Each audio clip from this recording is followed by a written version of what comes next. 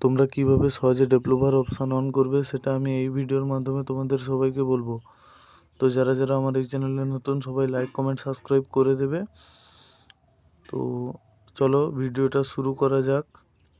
আর বেশি কথা না বাড়িয়ে সর্বপ্রথম তোমরা সবাই সেটিংস অপশানে আসবে। সেটিংস অপশানে আসার পরে নিচের দিকে স্ক্রল করবে, অ্যাবাউট ফোন পেয়ে যাবে। অ্যাবাউট ফোনের মধ্যে গিয়ে নিচের দিকে স্ক্রল করবে, পেয়ে যাবে বিল্ড নাম্বার। বিল্ড নাম্বারে 7 বার ক্লিক করবে। এখানে আমার বিল্ড নাম্বারে ক্লিক করতে দেখাচ্ছে যে আমার ডেভেলপার অপশানটা অন করা আছে। তো আমি ফিরে যাব, এরপরে সিস্টেমে গিয়ে দেখব।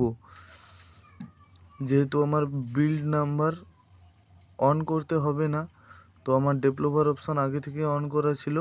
এই যে দেখো ডেভেলপার অপশানটা অন করা আছে।